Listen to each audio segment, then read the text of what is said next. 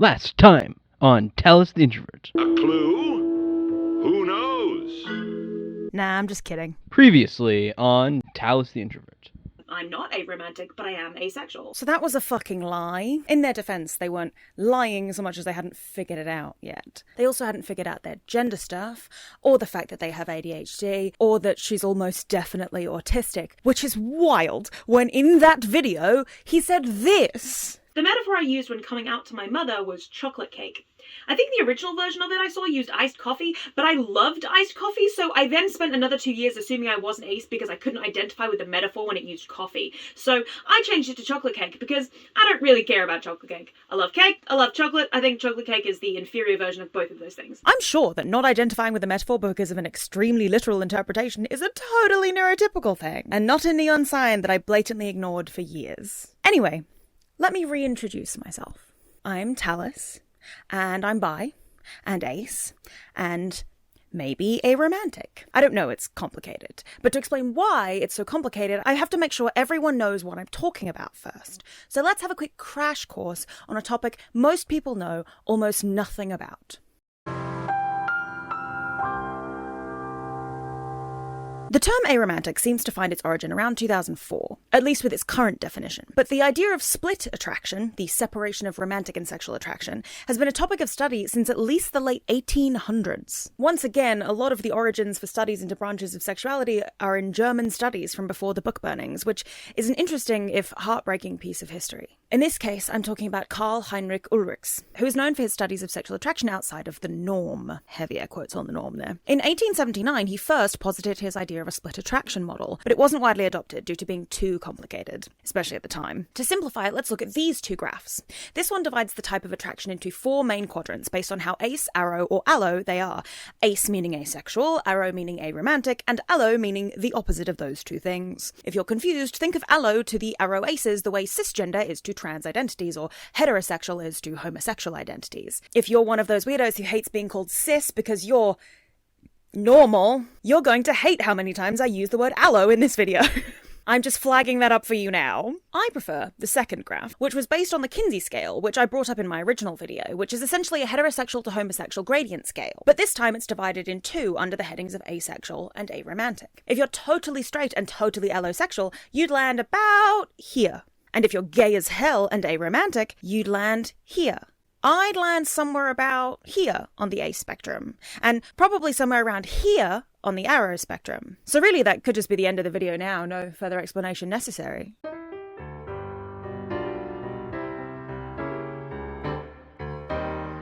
No, I'm just kidding. I've got way more to say. Do you know me at all?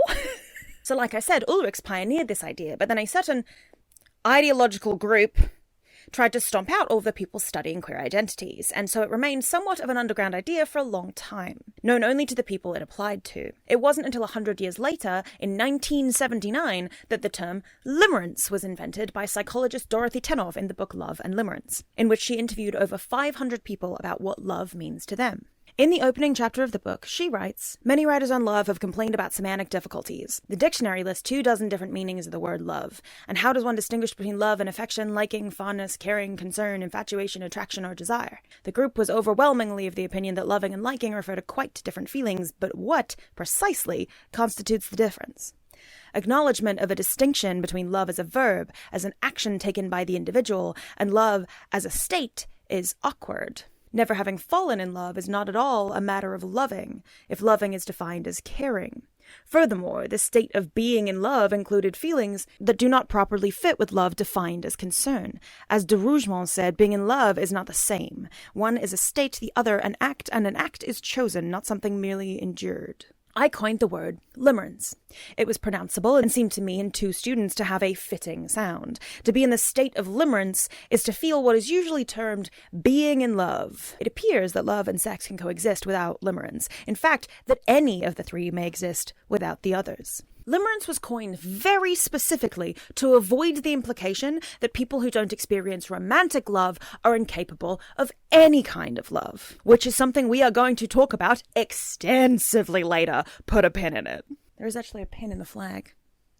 for once, because I tried to put up with 17 different things and none of them held, so it's pinned into my wall. Anyway, essentially, this means that while aromantic people will experience all kinds of love, familial, parental, platonic, and even sexual, they do not generally experience limerence. And I have my own bone to pick with the linguistics of us only having one word that covers multiple totally separate kinds of feelings, with the only defining terminology really being the difference between loving someone and being in love with someone. So let's talk about ancient Greece for a second. The Greeks had 6 words to define different kinds of love: agape, eros, philia, philautia, storgia, and synia.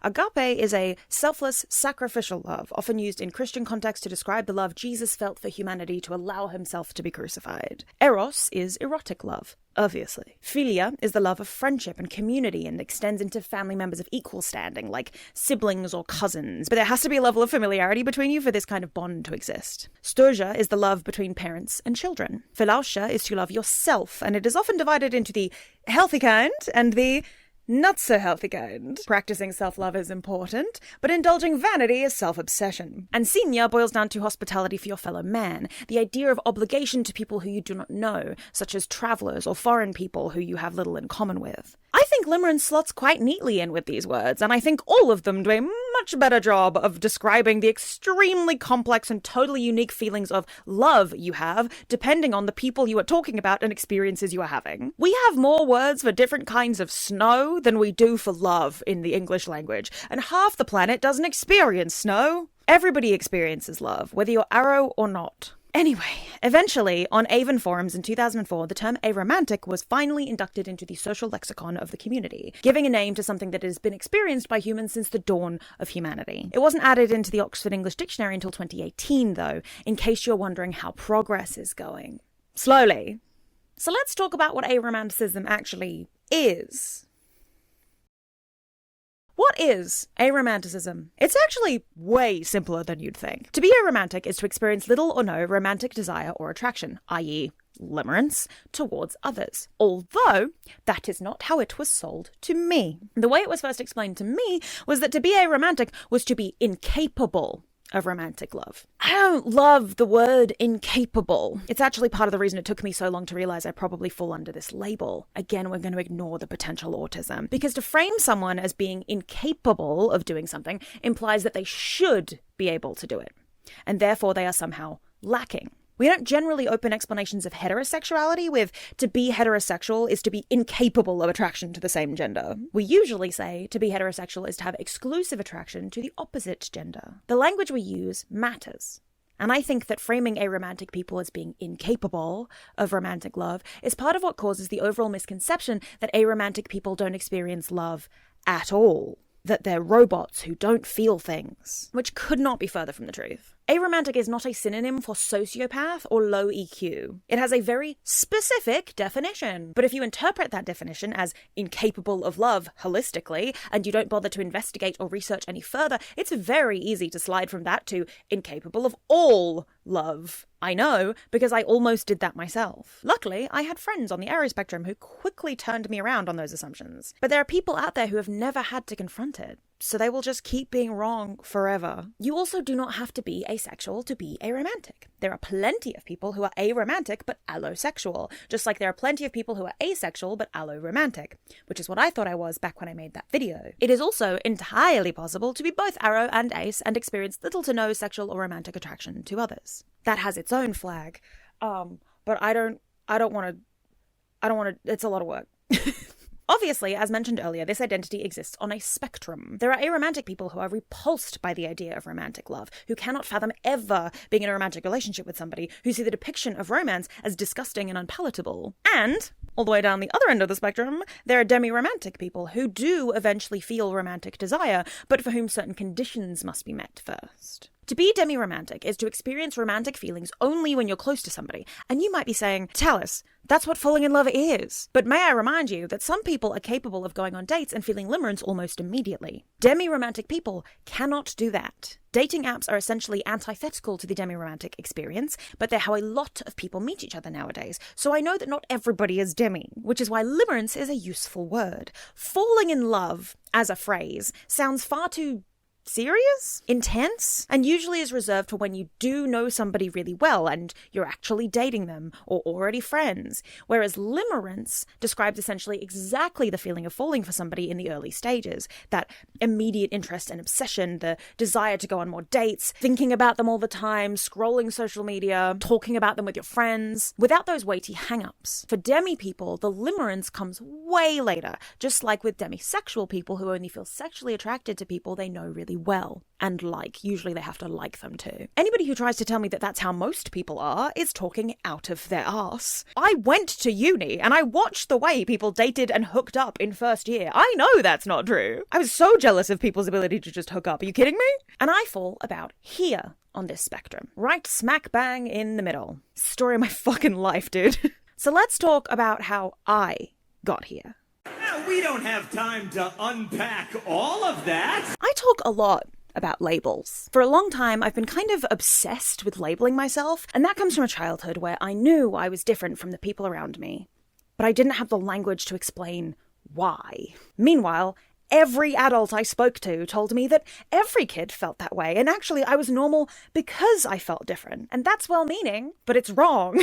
I was different. I was queer. I was neurodivergent. I was mentally ill. I was aro-ace. I was traumatized. I was academically gifted, which is a positive, but it also kept me separate from my peers from a young age. Because I didn't know how to label any of those things, I just felt like I was different. And when every adult tells you that everybody thinks they're different, and that's actually what makes you normal, you start to think that if every kid is going through the same thing as you, and you're the only one that can't get a handle on it, you're not different. You're broken. And that's worse. You understand how that's worse, right? So I reached for the comfort of labels. Because when you find a part of yourself that you previously thought was totally unidentifiable, and you realize that there are some people out there who know what it's like, it makes you feel less broken, less of an outsider, less crazy. But there's only so far that labels can take you.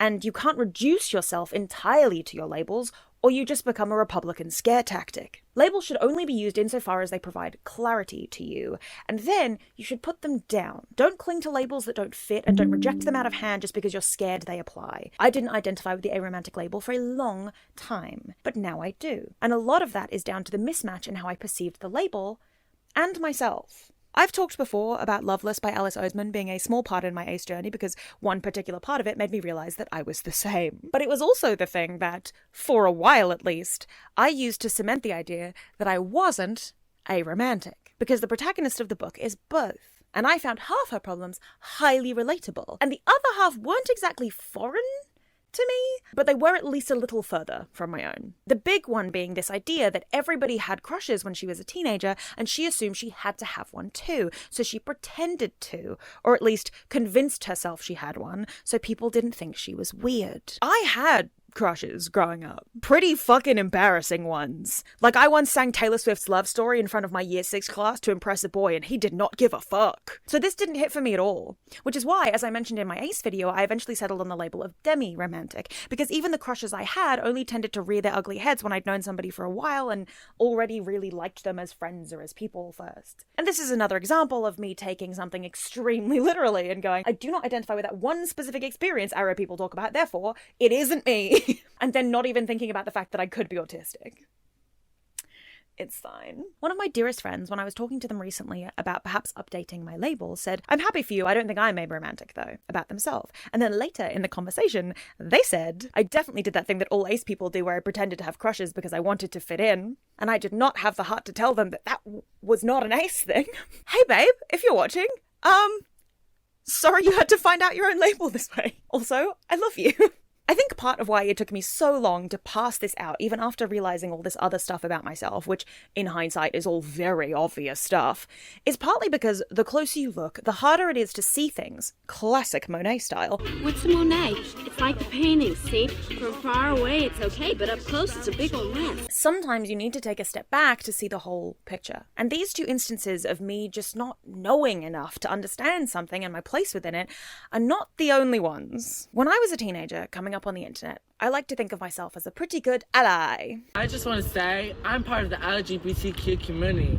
And this is my best friend, Valentina. She's an ally. Talk, Valentina. Ally. Joke's on me, because ally was not the right A word. And I'm about as queer as a person can be. But at the time, that's who I thought I was. So as any good ally would, when I found queer creators on the internet, I listened to them. But I was also young and stupid and impressionable, so sometimes the wrong takes from the wrong people reached my ears. I still remember, in my early teens, hearing Onision bag on Shane Dawson coming out as bisexual and internalizing the hell out of that. The idea that crying during your coming out video was a ridiculous thing to do if you weren't even gay, but only bisexual, rooted itself firmly into my brain as something inherently true. And so years later, when I realized I was bisexual, I also minimized that, both internally and externally, as much as possible. I was barely gay. I was just bisexual. So in the grand scheme of things, I was wholly unimportant. Good guy, that Onision. Really glad he had access to millions of impressionable young people. Super dope. But the biggest negative impact a creator had on me during those adolescent and teen years was Calvin Garra. And if you don't know who Calvin Garra is, I recommend these videos to explain. Now, I actually meant to make a video a while ago on my experience as a young, at the time, cisgender, queer person consuming Calvin Garra's content, back when all those videos were coming out from people who'd been negatively affected by him and his influence. But in the end, I chose not to. I decided that those voices were more important and I should simply wait until I felt they had been heard before I added my perspective. The actual trans and non-binary people's voices were the ones that were, and still are, important. But hey, as it turns out, I also fall under that umbrella. And just like with Onision years earlier, hearing an out and proud trans man talk about trans trenders and claiming non-binary people didn't exist and that anybody who presented themselves in certain ways was faking their gender or lack thereof for clout or some kind, made me internalize that. Because surely, as an actual trans man with lived experiences, he knew more than me. So he must be right. Wrong. But I didn't know better. So I spent years thinking I couldn't be anything other than cis because I knew I wasn't trans, and I didn't want to be accused of pretending for attention. Luckily, I never turned those assumptions onto other non-binary people. I very quickly realized, thank God, that non-binary and gender non-conforming people were absolutely normal and actually super fucking cool. But because I heard Calvin's words at a formative time in my life, I decided that even if everybody else's experience were real, I was just faking mine. This may also have something to do with the abusive environment I was raised in, but that's par for the course. As previously mentioned, there is also this pervasive perception of aro people as emotionless because they mistake it for a lack of empathy. Multiple times online, I've seen that when somebody says they're aromantic, somebody will kind of jokingly respond with something along the lines of, oh, just say that you're a sociopath. And yes, those people are incorrect, but there were enough of them that some of it seeped in. So in my naivete, I figured, well, I'm a really emotional person, so I couldn't possibly be on the aromantic spectrum, not knowing that my opinion had been warped by exposure to others. Also, not being aware of how some people perceive me as lacking in emotion, but put a pin in that, because I will get to it. Lucy Dacus recently went viral for saying this. Sometimes you have to wear the costume before it becomes the clothes. Sometimes people are the ally at the Pride Parade for years before they figure out why they keep showing up. Why are we gatekeeping a gate that all of us had to walk through at one point or other? Sometimes we have a guy with a dingly earring, then you wait 5 years, you have a beautiful woman on your hand. Other situations, the guy takes out the earring, no one was hurt. And I think that the threat of being made fun of or thought of as disingenuous at the front is intimidating people out of being creative and playful with their presentation, which could lead them down a path to a life that would be more tolerable and fun. And that's something that I think all of us should have a lot more grace with. Sometimes a bisexual person will downplay their own experiences because they see the way people react to others. Sometimes a gender fluid or non-binary or agender person will see gender non-conforming people being mocked and assume that applies to them, and then bury their own feelings about gender to avoid confronting it. Sometimes an ace person will hear a metaphor, take it too literally, and not understand that it applies to them for 2 entire years. Sometimes somebody on the aromantic spectrum won't realize that because their introduction to the label was the idea of being incapable of love,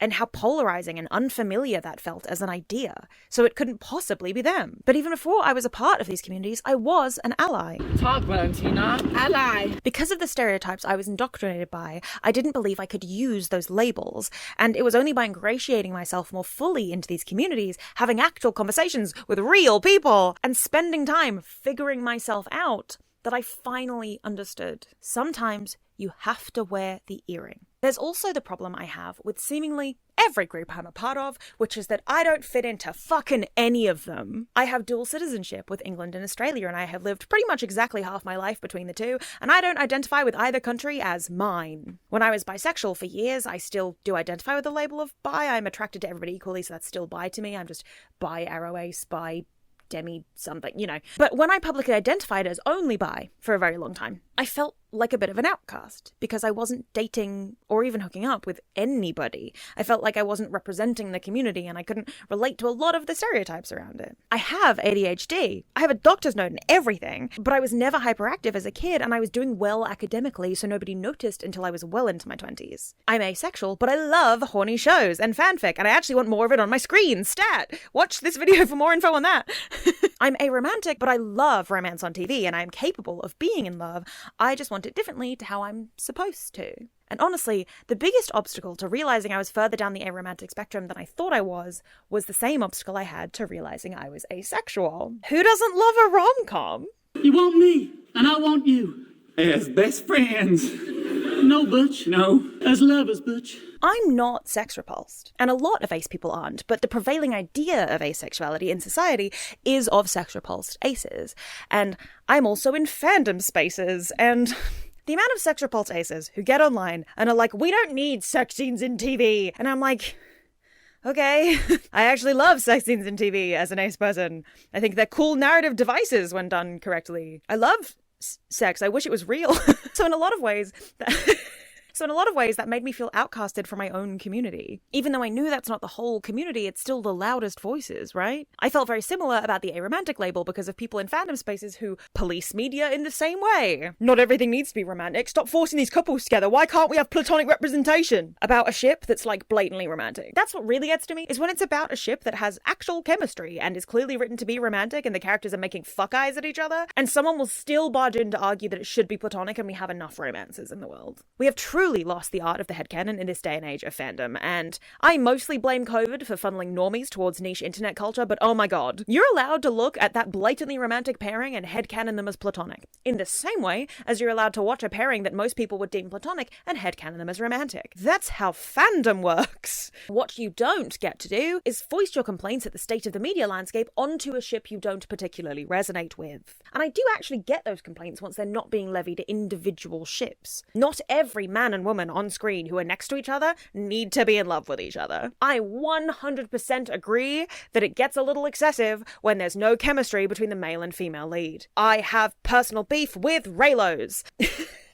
I have to cut that out of the video. They'll find me. They'll hunt me down. It's just that they're both conventionally attractive and standing next to each other, so they have to fall in love. That's lazy writing, and usually bad casting. But then my response to my frustrations with that is to write a lot of genuine platonic male-female friendships into my work. If you've ever read one of my fan fictions, you'd know that. But when I see people getting into the tags to rant about something that is being harmlessly enjoyed by others, it just makes me go, well, that's not me. I'm not one of those people. I'm not really that bothered by romance in fiction. I actually think, realistically speaking, that there should be more romance in fiction. And actually, sidebar for a second. But I've gotten to the point, you should know this too. I think that society started going downhill when we stopped making rom-coms. Like cinema-worthy rom-coms that air in the cinema. I think that when we stop putting emphasis on human connection in the media, whether that is friendship or romance, it starts to erode society. Our media reflects and informs our reality, and I'm sure I'm not the only one who's noticed that earnest rom-coms and uncynical depictions of friendship and found family have lessened over the last few years, at least in mainstream media. I think the Marvel movies are actually the perfect example of this, because by and large, they're often the microcosm for everything going wrong with society if you really want to get into it. I'm joking.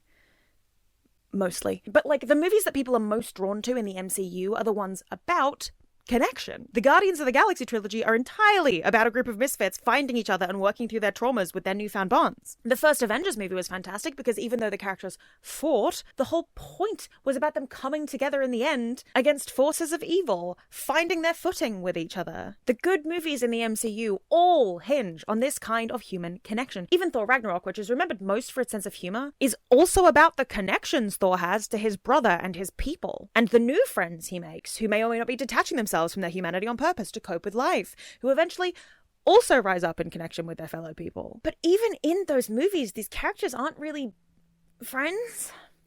Guardians of the Galaxy being the notable exception to this, because by the time you get to like the second or third Guardians movie, they are actually a dysfunctional family. But even then, sometimes it feels a bit lacking. But the rest of them don't come across this way. Even the Avengers are more like co-workers, and they try to make it seem like they're closer than that in Civil War, but because they didn't show any of that growth on screen, it didn't hit us as hard as it should have when they fought. People made jokes about it a lot at the time. The romances in the MCU are also pretty sterile. Thor and Jane break up and get back together every other movie, so their relationship never felt stable. Tony and Pepper are somewhat realistic, but Pepper was often shunted to the background after the third Iron Man film. The only romance that spans more than one MCU film that holds any weight is Peter Parker and MJ, and they literally just retconned that by wiping her memory. Similar to Peter Quill and Gamora, actually. Damn, Peter's in the MCU cannot catch a break. All the rest of the romantic relationships depicted in the MCU are held together with scriptwriting tape, not with actual substance. Ant-Man and the Wasp are purely dysfunctional, even if I liked the first two movies. None of the solo women's movies have love interests, because we can't do that in a film about strong women, because strong to these writers means no romance.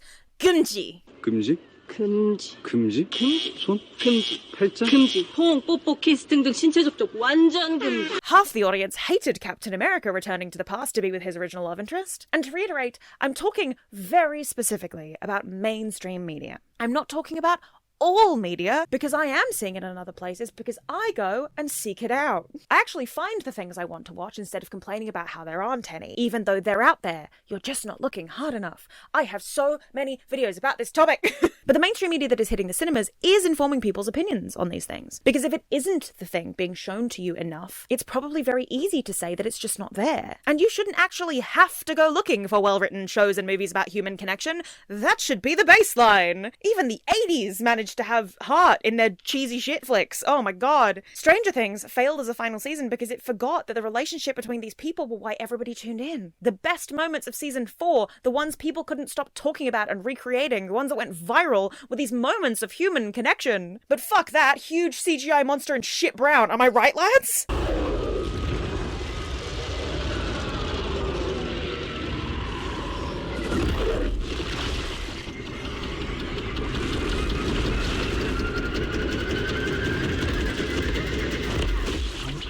A lot of what has been pushed over the last decade does not center human connection in a realistic, earnest way. Whether that's close friendships, found family, or romance. There are movies that feature those things, but it's not often about those things. And honestly, I feel like that's when things started going downhill, because we stopped caring about the emotional connections in media unless it's to win fandom wars. That's why movies like Everything Everywhere All at Once and Wake Up Dead Man and Hamnet hit people so hard. The linchpin of these stories is in compassion and connection, and people gravitate towards that, which is how they get organically popular. It is also why they then get rejected once they get too popular, because then people who aren't looking for human stories find them and start kicking up a fuss. Oh, this is too earnest, therefore it is cringe!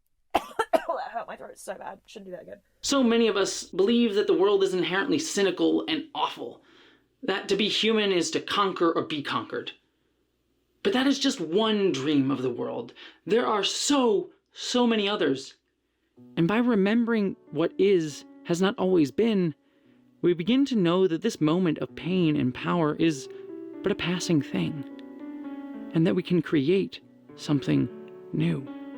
But to do that, we must first begin to find ourselves again, to find the shape of our own hearts again. Earnestness makes people uncomfortable. And I think part of why it started to make people so uncomfortable is that they do not portray it enough in our media for people to recognize it as being not only important, but normal. It's been the crux of storytelling since the birth of humanity, because it is a core tenet of being human. Oh my god.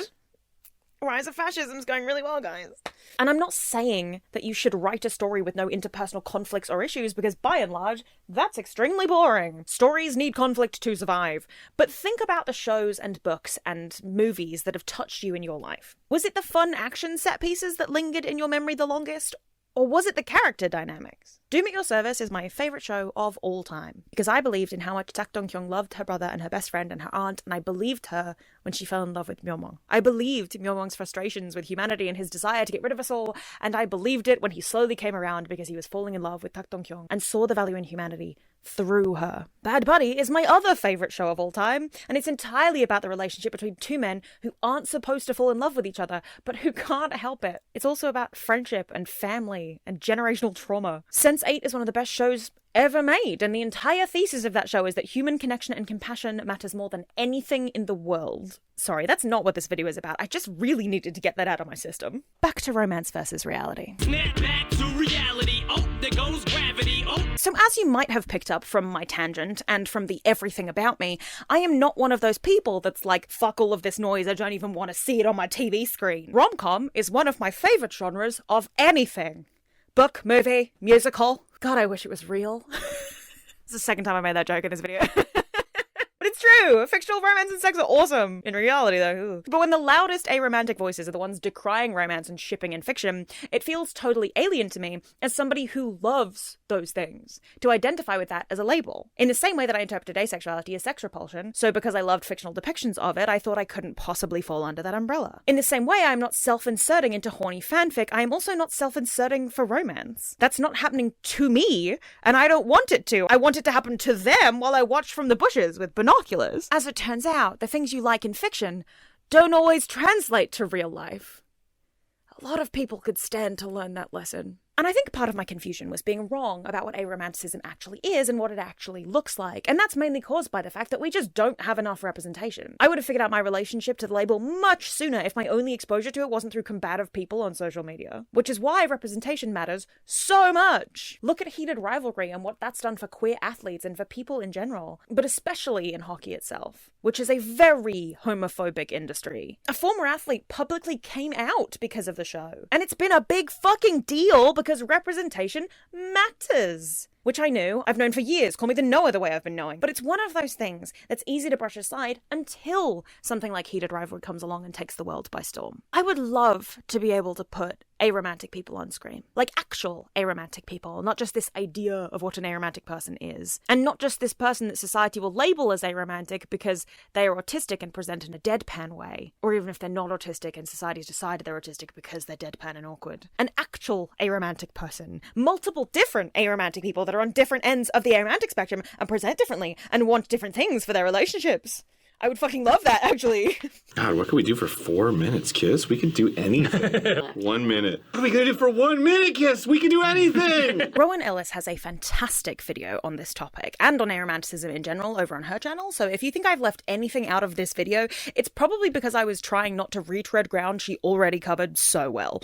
And one of the things that really solidified my realization that I fall somewhere under the aromanticism label after a long time of thinking about it was her video, so I seriously recommend it. And in that video, she covers the difference between romance and romantic love, because one is a social construct compiled of actions and underlying meanings to your behaviour, and the other is an emotion. And while I love rom-coms and romance, I don't always love romance with a capital R.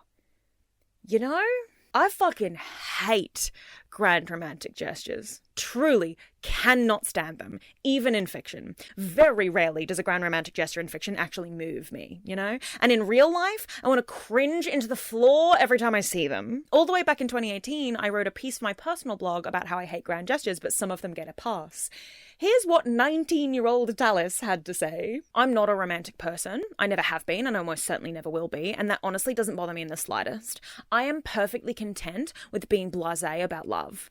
Of course, I don't like anything to do with over-the-top romance, which means that I don't like rom-coms. I don't like unrealistic stories, and chick flicks are almost always too contrived for me to enjoy them. Oof. Yeah, tell us more about how not like other girls you are, babe. She actually loved rom-coms, by the way, even when she was writing that. She'd just seen a lot of shitty ones and she was grading them on a bad curve. But even at the time, she loved rom-coms. She just wouldn't admit it publicly. However, there are a few that I have seen and actually loved because they are believable and honest and well-written and actually romantic, and as opposed to what Hollywood deems to be so.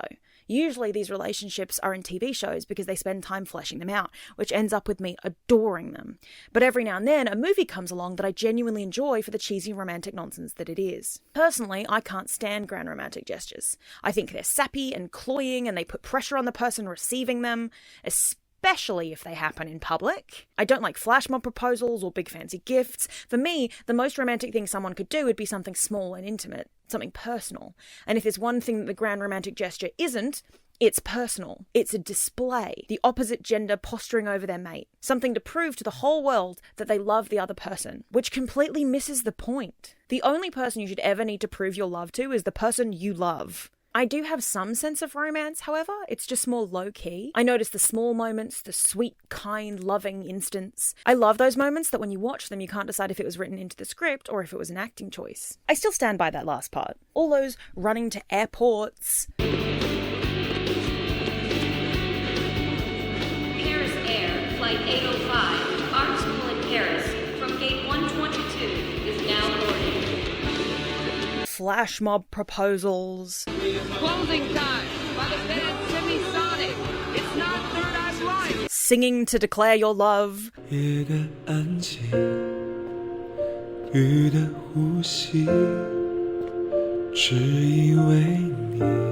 Holding large cue cards for your best friend's wife to read about how you're in love with her.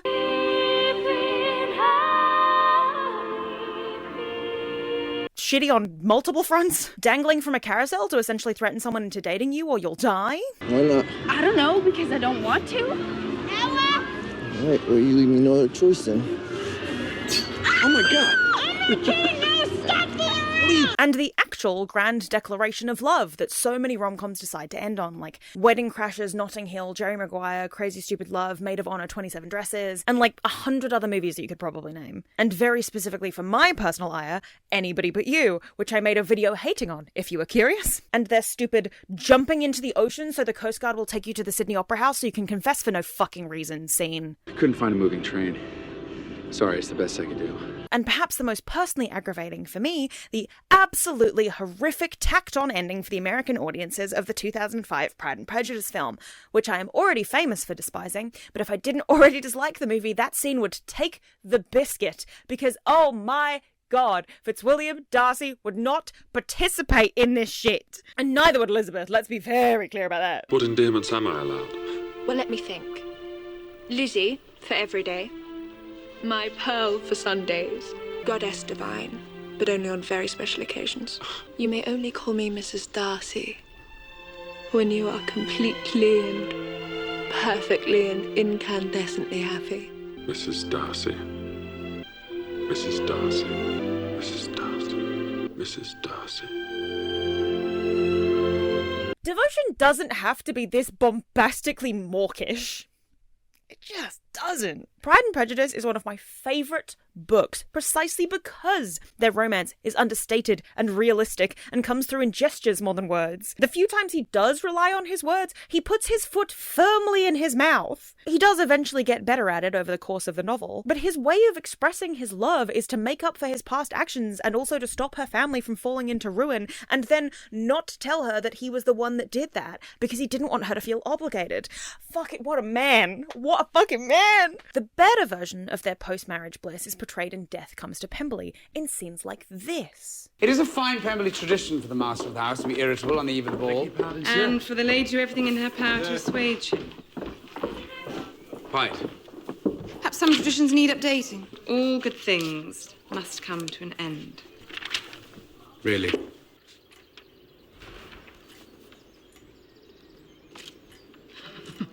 Shall I disappear from your sight? A few hours would be perfect. Sister? Mr. Darcy? Yes. Not a moment longer. I shouldn't bear it. You are only human. Now that's a person who understood the source material. Anyway, not the point. Now, sometimes these grand gestures in movies and TV shows do work. In terms of grand declarations, When Harry Met Sally actually fucking nails it, which makes sense because it is the blueprint for everything that comes after it, declaration-wise. It doesn't work this way. Well, how does it work? I don't know, but not this way. How about this way? I love that you get cold when it's 71 degrees out. I love that it takes you an hour and a half to order a sandwich. I love that you get a little crinkle above your nose when you're looking at me like I'm nuts. It works because it's personal and it's awkward and it's happening while everyone else around them is occupied with New Year's Eve. So it's not trying to become the center of everybody's attention. It's just a moment between two people who are in love with each other. There are probably 100 other moments like that happening around them that they're also not paying attention to. That is just like you, Harry. You say things like that and you make it impossible for me to hate you. And I hate you, Harry. I really hate you. It's nice. I like it. There's a reason why it's the gold standard. I also love Sean's romantic declaration in Psych. I think it's in character and it's sweet without being too cringy. I have a motorcycle. Yes, you do. Yes, I do. It is the purest form of freedom that I have ever experienced. You zip through traffic, you park anywhere, you never have to take anyone to the airport. You certainly don't have to help anyone move. Easily the best purchase I've ever made in my life, and I have never regretted it, not for 1 second. Is there a point to this? Yeah, there's a point. The point is, since I met you, I've been thinking about getting a car. And you can hear my thoughts on that show in this video. The singing on the flight scene in The Wedding Singer gets me, even though most singing scenes generally cringe me the hell out. And he's also monopolizing the entire plane's attention to do it. Even women are possessions to him. See, Billy Idol gets it. I don't know why she doesn't get it. Oh, I hope you find her. You guys will not believe this. The Mile High guy is Glenn. They're on this plane. No way!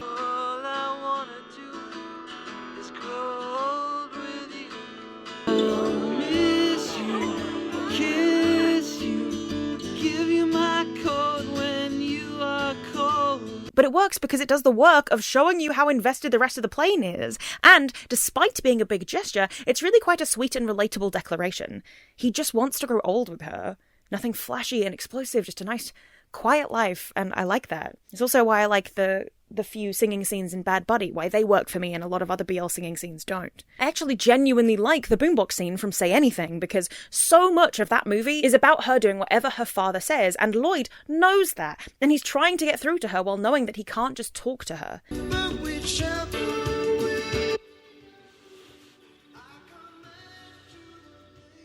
People always frame this as overstepping because she broke up with him, and I'm pretty sure those people have never watched the movie. If I knew my partner had an abusive dad and then they suddenly cut off contact with me, I too would try to contact them in any way possible, you know? But what do I know? I just have an abusive dad. 2018 Tellus singled out her own favourites, and I agree with literally all of those too, although none of them are really gestures except for Stranger Than Fiction's I Brought You Flowers, which still hits me so hard. God, I love that movie.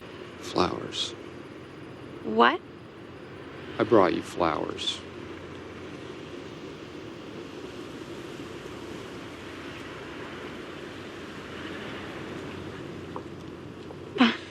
The Princess Bride has been one of my favourite movies since I was old enough to have one, and it's one of the most earnest, romantic, sappy films ever made, with heavy emphasis on the love story, but it works, because despite the large stakes of the story, the romance still feels grounded even when our protagonist is throwing herself down a hill after her long-lost boyfriend. You could die too for all I care. Oh. As you wish. Oh, my sweet Wesley. What have I done? Ow! Can you move at all? Move? You're alive. If you want, I can fly. I wore the VHS out. That's how much I love that movie, and also tells you that I'm old enough to have owned VHSs. My most romantic moments compilation wouldn't be those bombastic scenes. They'd be things like the domesticity and happiness. 일단 정말 몸이 따뜻해진대. 괜찮아? 제대로 보고 말해. 알았어. 봐봐.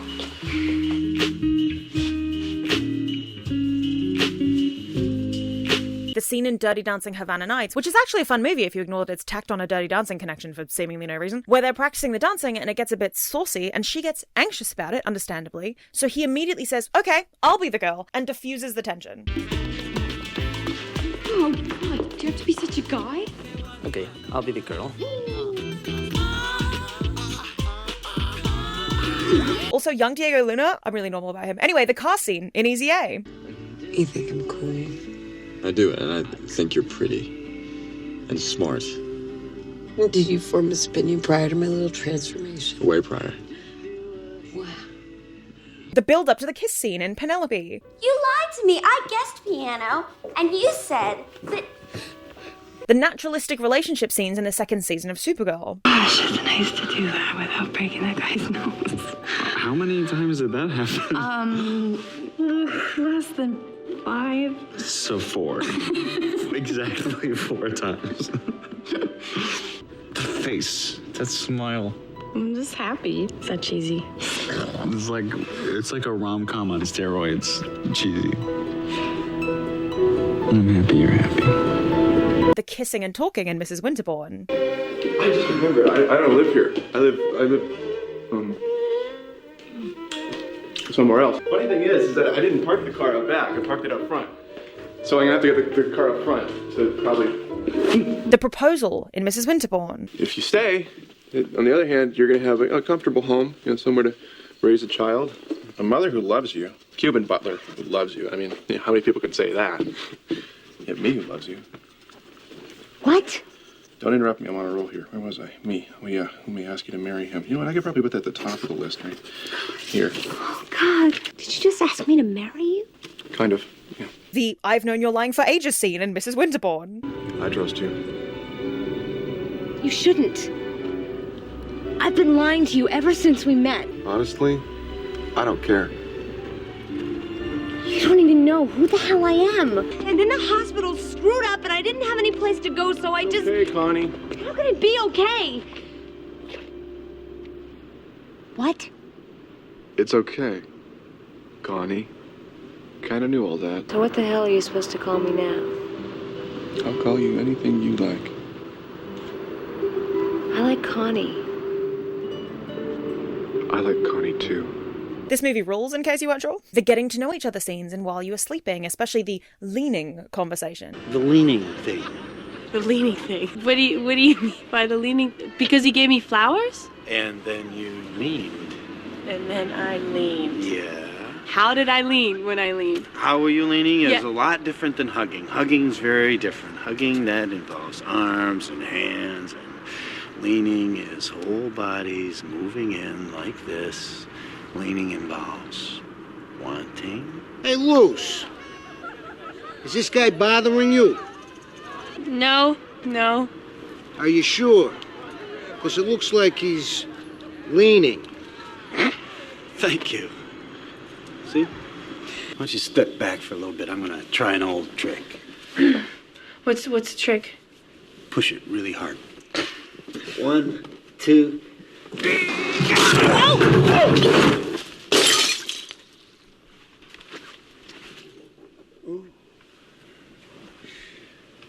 I think the sofa should go right there.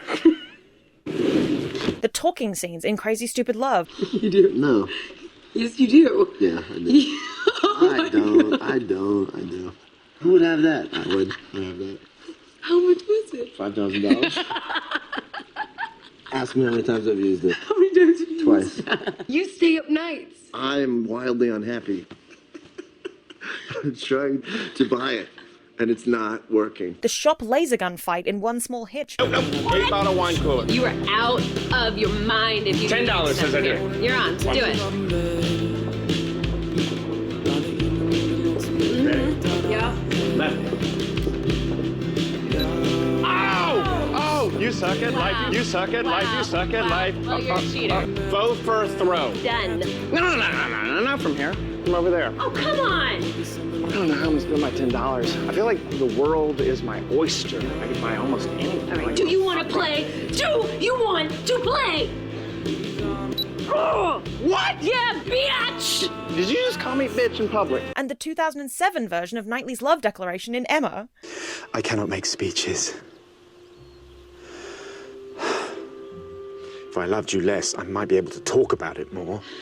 You see where I'm coming from? I like the stuff that feels more grounded and realistic, and I only tend to like the bigger gestures if the universe created by the story supports it. And even then, it's pretty rare. And that translates even harder to my real life. All of the moments in my life where I feel the most loved aren't when people are declaring it at me. They're when I'm sad and one of my friends makes me come out for coffee because they know I'll get worse if I bed rot at home. Or when somebody hugs me just because. Or when they let me rant about the shows I'm currently watching for, frankly, an inordinate amount of time. Or when they're showing me their favourite things because they want me to like them too. Or the fact that if I called one of them right now and said that I was at my lowest, they'd find a way to get here, even the ones in different countries. Or when people remember little parts of me that I don't even remember telling them about. When they send me a photo of something because it reminded them of me. When they send me songs they think I'll like. God, I love that one. To be loved is to be known, and to know in return. Romance is just what societally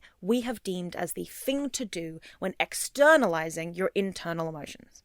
You have to take people on dates, light candles, buy roses, sweep people off their feet. But I don't like any of those things.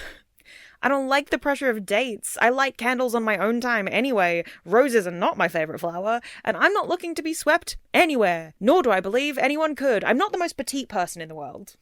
And can you dislike the concept of romance while still being capable of romantic love? Of course. Evidently, even 19-year-old Tellis thought that was her lived experience because she was so outspoken about hating romance, but it never would have crossed her mind that she was aromantic. Which is why it's so tricky to figure these things out when you're not on one clear end of the spectrum. By the way, she says she's asexual, but goons to yowie. You might be saying, Tellis, if you love romance so much and you had crushes growing up and you've been in love with people before, why do you think you're aromantic? And hey, those are fair points. Let's start with the obvious. I'm almost 27, and I've never been in a relationship with anybody. Now, that doesn't necessarily mean anything. You're not weird or abnormal for not dating in your early 20s.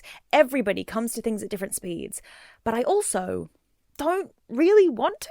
I don't know, man, it's complicated. When everybody else was dating each other in school, I really had no interest. I had 2 pseudo-boyfriends that I had for less than 48 hours, both of whom were gay. I had big, embarrassing crushes, but I would have rather died than actually do anything about them. When I was 15 and I found out that a male friend had a crush on me that I did not have a crush on, which is the one time that basically ever happened, I was super uncomfortable, did not know how to respond, and just desperately didn't want our friendship to end. My main anxiety was around how to turn him down in a way that wouldn't end our friendship. Being a woman, am I right, ladies? I was also not conventionally attractive and kind of undesirable, so I didn't have to come up against the idea of people wanting to date me very often, so I really didn't have to confront this idea very much either. When everybody was dating and sleeping around at uni, I also didn't see the need. For a long time, I put that down to my aceness, but that was never the full story. And for the last 5 years, I have also not tried to date at all. I have watched my friends all date and get engaged and get married, and there is a sense of FOMO there, but not enough of one to make me actually start trying to date. One of my closest friends also didn't start dating until she was 28, but she desperately wanted to. She was just waiting for the right person, and I never quite understood her desire to throw herself into it. Similar to my lack of boy band posters on the wall, when I think of celebrities I like parasocially, that never drifts into, I wish I could date this person. Often it's, I think we'd get on, or I'd love to hang out with this person. I don't secretly wish I could date all the celebrities I find attractive, and I never have, even in my teen years. And then, of course, there are the rationalizations. I rationalized away my lack of desire to date with this idea that I was still struggling to figure myself out. A lot of the time I haven't been dating, I have basically been framing it as it's not the right time at the moment because I don't want to subject somebody else to the person I am right now. Which is very reasonable and hilarious when you realize just how many people don't do that and throw themselves headfirst into relationships and then crash and burn. So it is actually a sensible idea to avoid doing that if you at all can. And I'm sure some of that aversion came from watching people make those exact mistakes or seeing the way the people in my life subjected their loved ones to their worst traits on purpose to make them somebody else's responsibility. A lot of that is down to my abusive upbringing. Hit the Tallis bingo card now. How much of it is me protecting myself from possibly getting into another abusive relationship?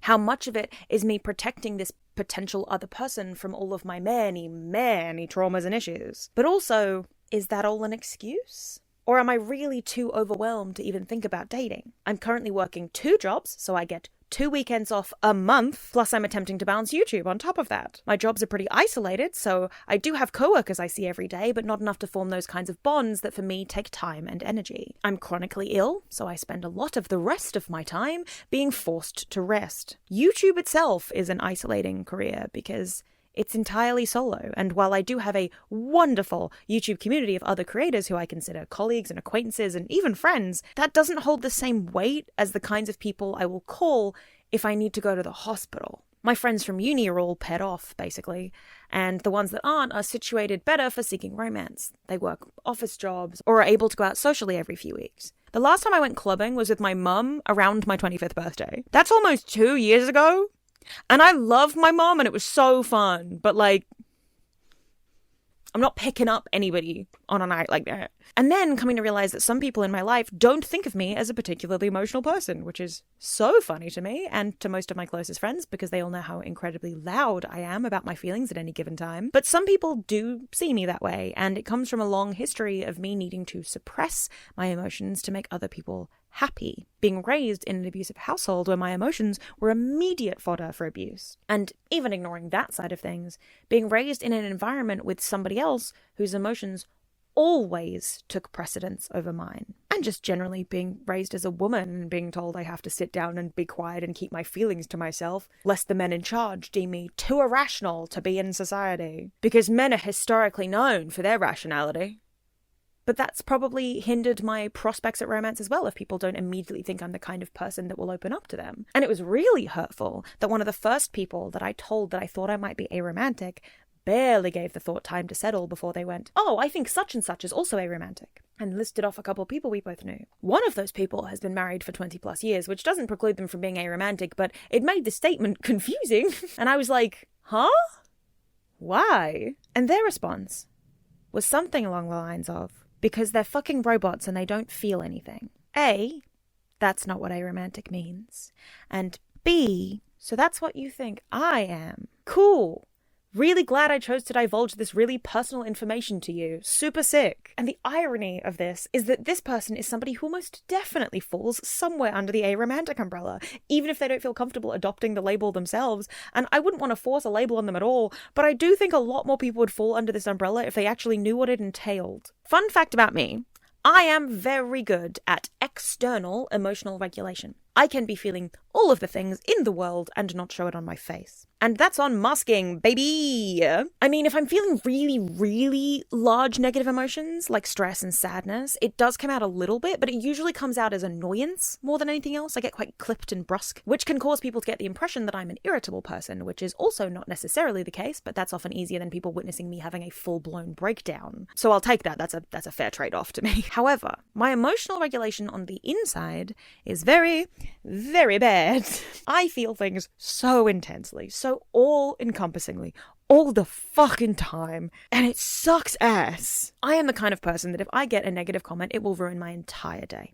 Now, let me be very clear. Most negative comments I am truly unbothered by. You want to call me fat and ugly, you go right ahead. I am confident enough in myself to not care about stuff like that. But if I get a comment that just so happens to poke at one of my actual insecurities, it will ruin my day in a way that I'm aware, even as it's happening, is entirely irrational. I'm an extremely emotional person. When stressful things are happening in my life, I can't function. I can't do anything, and I can't think about anything except how miserable and stressed I am. Look at the last month for proof of that. It's why I became such an expert on television, because the only thing I can do when I'm having a hard time that makes the hard time go away, even temporarily, is watch TVs that I'm not in my own head anymore. Not necessarily the most healthy way of dealing with things. I am working on it, but at the moment, it's not the right time to work on it because things are terrible.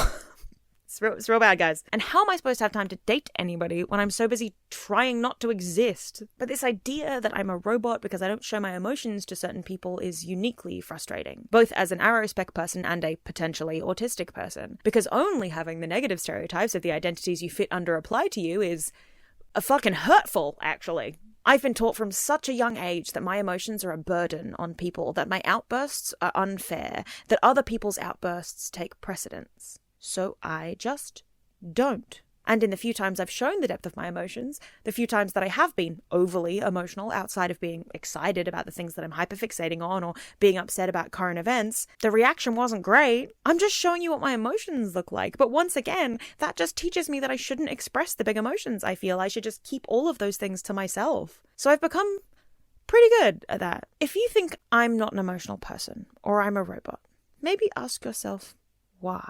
But this person knows me so well that I genuinely spiraled about that interaction for weeks. Is this how the people closest to me feel about me? Is this how I'm perceived? Maybe I am a robot and I'm just lying to myself. Maybe my inability to find a partner isn't aromanticism, but just a lack of ability to find emotional connection with people or a refusal to engage on a deeper level. And that's not true, but it's a hard battle to fight.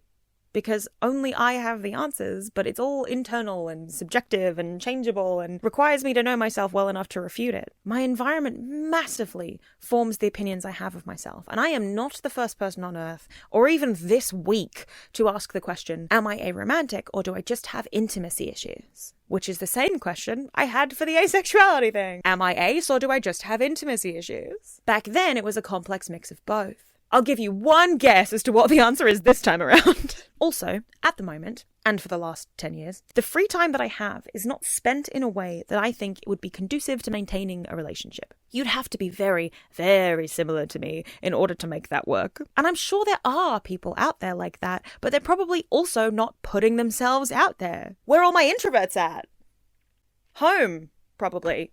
And even my ideas of how relationships can exist are skewed from the quote-unquote normal. I was at a friend's house the other day and she showed me Below Deck, a reality show about luxury cruise workers, for the first time. And people on the shows spoke about how their relationships had struggled or ended because they're often away for large chunks of the year. And my instinctive response was to turn to my friend and say, skill issue. If my partner was away half the year, I would absolutely miss them, but it wouldn't ruin my relationship. And could this be aromanticism?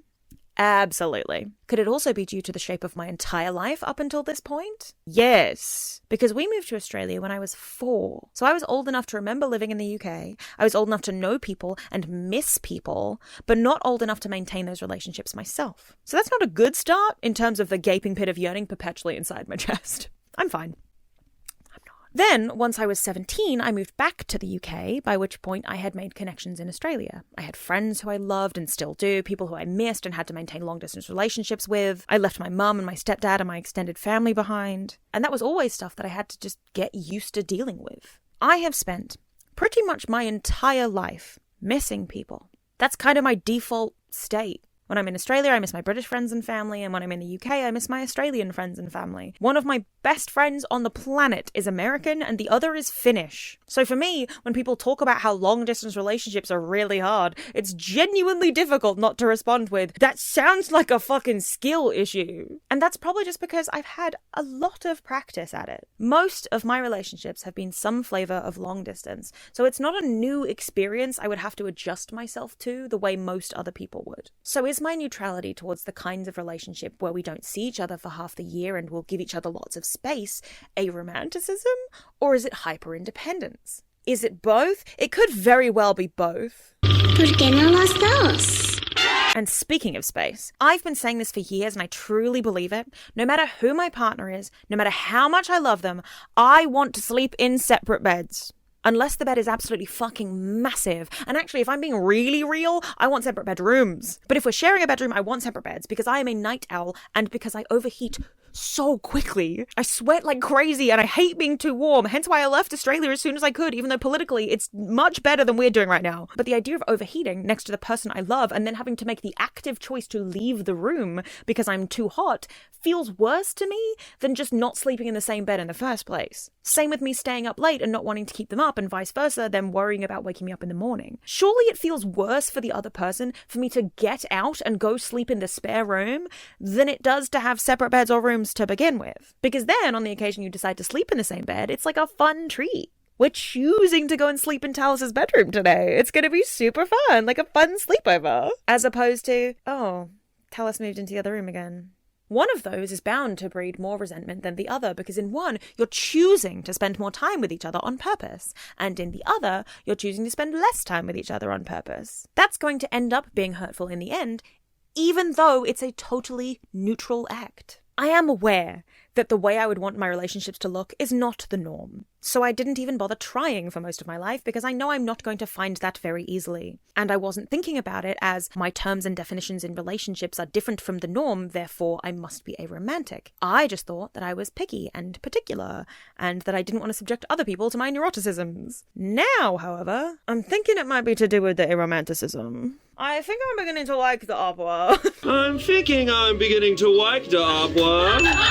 I also followed the same progression a lot of Aro people do, which is the surprisingly common correlation between aromanticism, no romantic relationships, and polyamory, multiple romantic relationships at once. They're weirdly similar, despite the surface level interpretation of them being total opposites, one being too much love to confine yourself to one person, and the other being no romantic love at all. To me, this falls into the same category as asexuality and monster fucking. Stay with me here. In that, if you know next to nothing about them, the fact that there's a lot of overlap makes no sense, but once you know the ins and outs, it's totally understandable. Ace people love monster fucking because it's about as fictional as it gets. Aromantic people often start with polyamory because it is a deconstruction of how a typical relationship exists. There are different kinds of polyamorous relationships, and sometimes the lack of pressure that comes with being just one part of a wider group can be freeing. Establishing ahead of time what the parameters of the relationship are is also very reassuring, especially from an Aro spectrum perspective, because you know ahead of time that you're not going to be pressured to get married or move in or have kids with the other person or people. It also echoes closer to the idea of queer platonic relationships, which aren't restricted to the one person and nobody else that most romantic relationships are, although they can be that way if you so choose. So you could be an aromantic polyamorous person, or you could be somebody that thinks they're poly and realizes they're actually Aro instead. The signs and symptoms of polyamory, that's an in-joke for exactly 3 people, are often similar to the signs and symptoms of aromanticism. And all of this, on its own, should probably have been enough for me to start questioning my presumed allo-romanticism, especially considering I had Aro friends. But it wasn't. In fact, I didn't even consider it until midway through 2025, when a tiny little moment happened that totally changed how I perceived myself. One of my friends is in love with me. This is fine. We're still friends, and they are in a happy relationship with somebody else who is also a close friend of mine who knows about those feelings. If you're confused about this, then you're probably not LGBTQ+ or polyamorous. Anyway, the 3 of us were hanging out for the day, doing fun activities and catching up, and when we got close together to take a picture, they turned and kissed my forehead and then their partner's forehead. It was sweet. And then they immediately apologized because they didn't ask first and they were worried they'd overstepped. And for the first time in my life, I got the ick. This isn't to say that I don't think consent is sexy, because I do.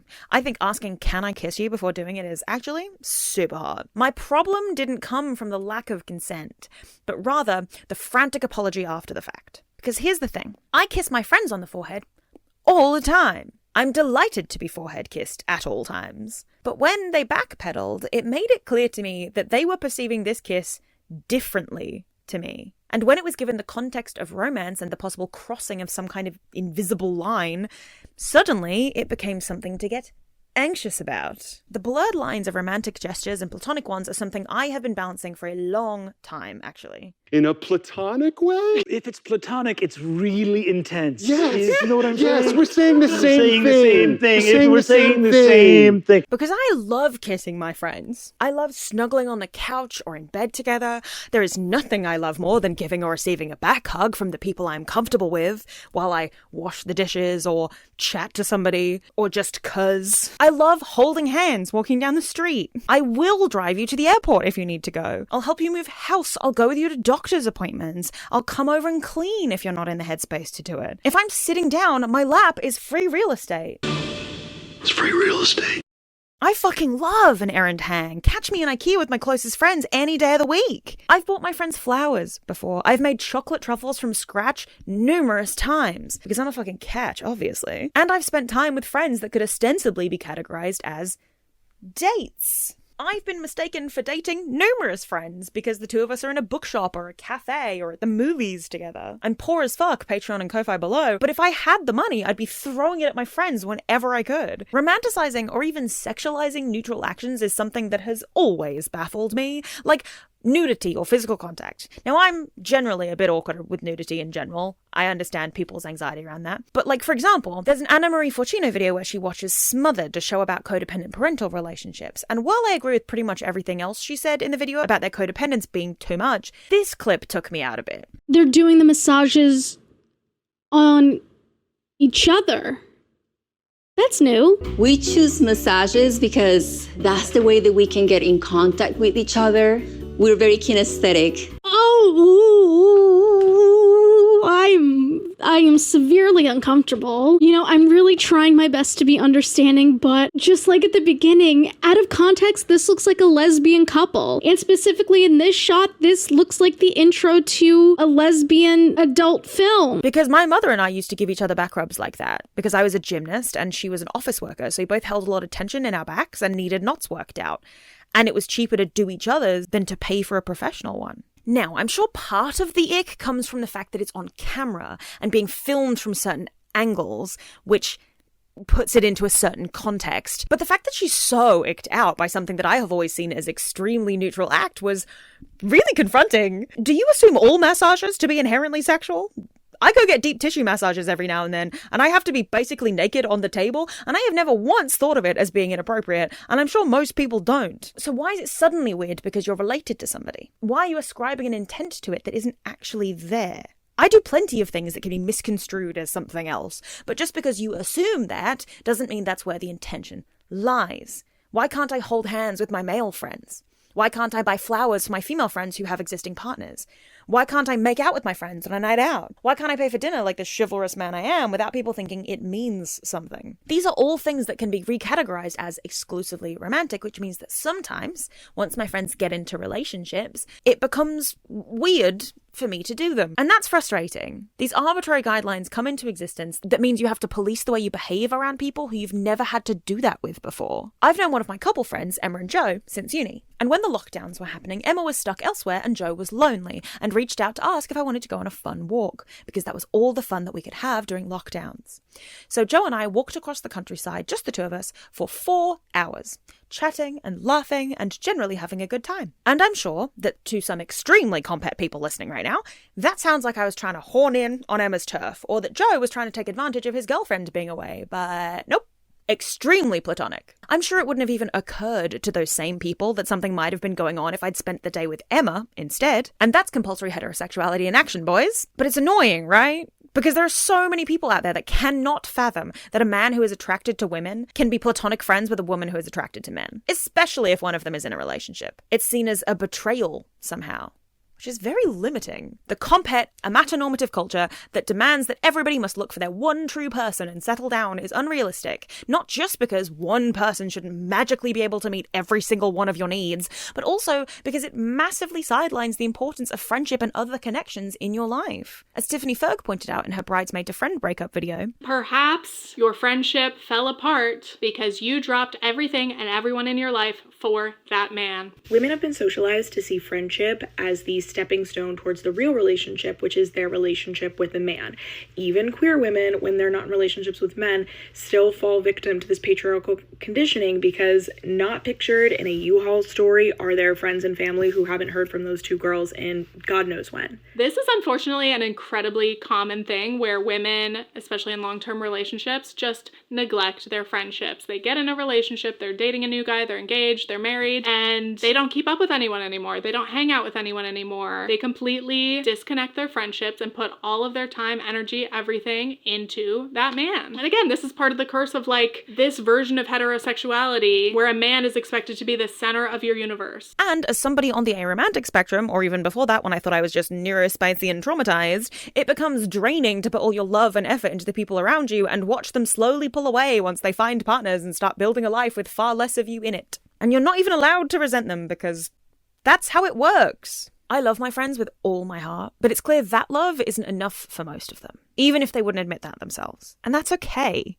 We all need different things, but society isn't set up for people who aren't also looking to settle down with a romantic partner. I'm expected to put my own feelings and needs aside for a new person that has been arbitrarily decided to matter more, and it's hurtful, even if I like that new person. And honestly, I'm really lucky, because the friends that I've surrounded myself with are the kind where I am also friends with their partners. But that's not actually that common, especially in het circles. The girl group isn't expected to merge with the lads even once the new guy has gotten their approval. They're expected to cheer from the sidelines and occasionally hang out together at big events like birthdays and weddings. And not every friend group will gel together perfectly. Sometimes lads really are just lads and I don't want to hang out with them while they talk about football. But there should be less separation of church and state when it comes to your platonic and romantic relationships. If your boyfriend hates going to the movies, That can be a friend hang. If you find a new sushi place you want to try out but your girlfriend hates fish, you can have a friend date there instead. If your non-binary spouse loves rock climbing and you hate it,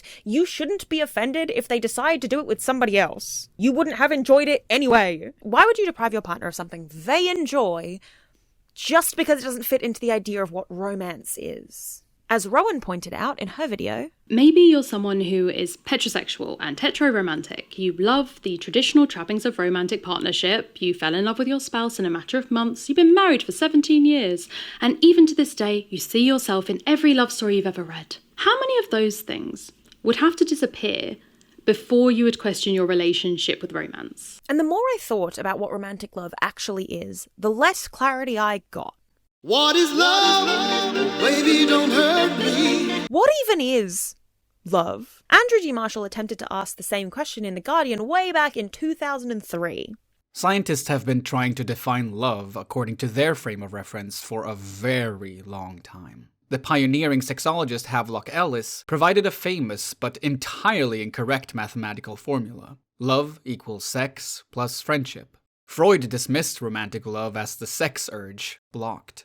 Social biologists have scanned our brains and identified 3 chemicals: dopamine, phenylethylamine, and oxytocin, which they claim attract us exclusively to our mates for long enough, in their opinion, to conceive and give the offspring a secure start.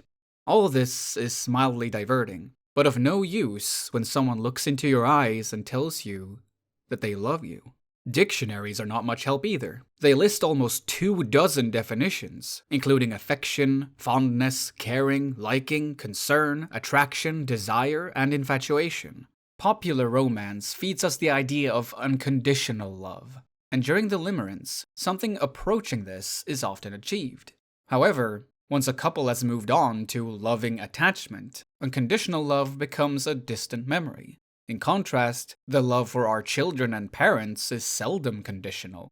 I call this bond loving affection, because affection exists largely independently of how the recipient responds. The confusion between loving attachment and loving affection can cause just as much misery as the confusion over limerence. And if a therapist whose job it is to answer these questions can't come to a solid conclusion, I doubt I'm figuring it out in a YouTube video, but I'll give it a good crack anyway. When I asked my friend Lizette, who is about to get married to my friend Tom, how she defined romantic love, she said this. To me, I have to incorporate spoons.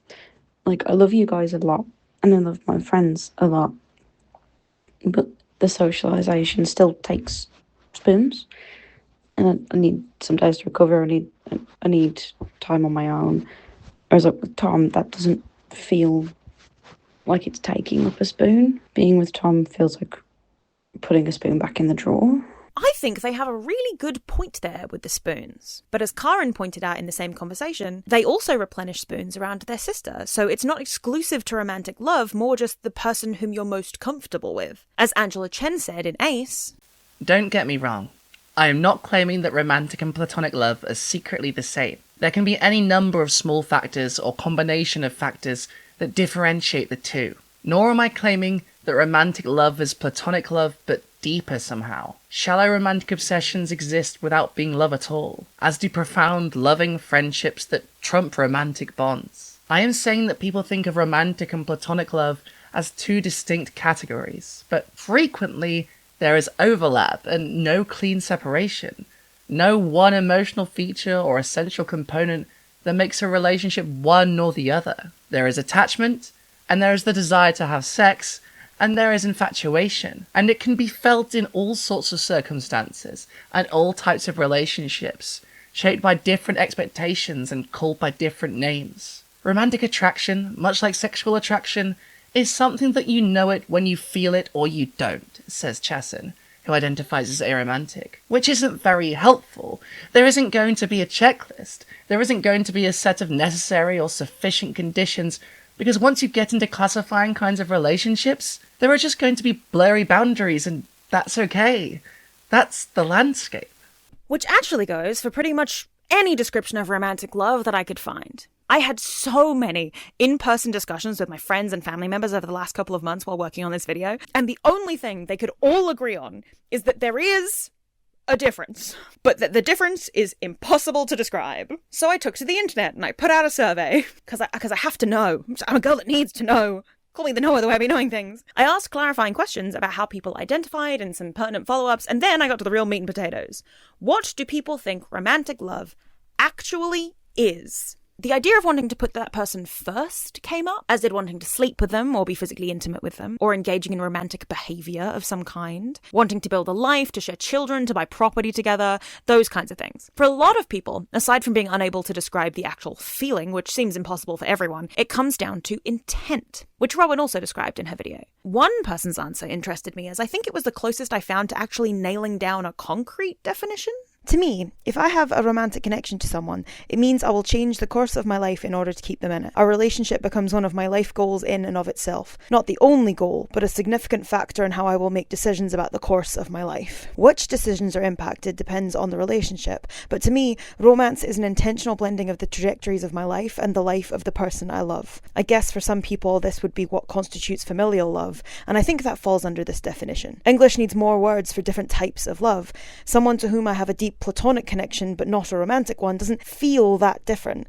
It's just that the relationship itself doesn't compel my decisions about my life in the same way. We can meet and part ways as suits both of us, but while I will still go out of my way to help platonic friends, I'm not going to make long-term or significant deviations or decisions about my life for them. And even then, I don't know if I subscribe to it, because I'd alter my life for my closest friends in the way they're describing. If Lizette and Tom wanted me to move in with them and help them raise a kid in the future, I'd fucking do that. If Karen wanted to move to Korea with me, I'd do that too. I'm currently making plans to move in with one of my aromantic friends in the immediate future, which means I might have to move cities, and I'm also fine with that. I would happily alter the course of my life for the people I love, provided I'm not neglecting my own needs. Why shouldn't we make significant deviations for our closest friends? I'm actually asking. A lot of friends will outlast romantic relationships, but the romantic ones are the ones we're expected to throw everything at and make sacrifices for. It's just strange. But put a pin in that for a minute, because we will get to it. There is also something to be said about the idea of limerence needing to be a part of your relationship, when in actuality, most scientists agree it only lasts between a few months up to 2 years. Tenov puts the duration somewhere between 6 months and 2 years. This is a very similar figure to that proposed by social biologist Cindy Heyman of Cornell University, who tracked the brain chemicals of 5,000 subjects in 37 different cultures, and found this phase lasted between 18 months and 3 years. A lot of people reach a point where the limerence fades and mistake that for stagnation instead of comfortability, and break up for the wrong reasons. But, as my own mother pointed out, sometimes when people break up after the limerence fades, it's because without the veil of limerence, they realise they're not compatible. You've got to look at it on a case-by-case basis, because some people actually do mistake limerence for love and will go seeking butterflies in every relationship, not realising that the butterflies fading is a good sign that they're content with the person they're with. As pointed out in a response to a question on living with limerence about whether or not they could maintain a relationship without it, limerents often mistake the strength of their infatuation for an indicator of how much in love they are with LO. In reality, while long-term love can follow on from mutual limerence, it depends on both personalities being compatible and capable of mutual respect, support, and patience. Early infatuation is often completely unrelated to that. So, does the strength of limerence have any predictive power for the stability of a long-term relationship? My answer is no, definitely not. Long-term happiness, healthy love, will emerge with people that respect you, care for you, and are happy being with you. Within that framework, there's a lot of scope for variation. Your significant other can be quiet and thoughtful, or live an exciting life, be competitive, outgoing, and thrilling to be around. This principle doesn't mean settling for someone dull. It means avoiding people who have poor character. You also, and this is crucial, don't have to act on every bit of limerence or even full-on romantic love that you feel. I was in love with somebody before, and I could argue that I'm still in love with that person, but how do I know? As I said in my ACE video, I think there are 4 basic kinds of attraction: romantic, platonic, aesthetic, and sexual. And as I said then, my attraction is already blurred between platonic and romantic with my friends because of my lack of sexual attraction, which is how a lot of allosexual people tend to define the difference. And despite being in love with them, we're still friends. As What Even Is This on Tumblr said, I think that we as a society should get more comfortable with the idea that sometimes our friends will be attracted to us, and sometimes we will be attracted to our friends. and nothing needs to come of that. You don't have to date. You don't have to stop being friends. You can just keep hanging out.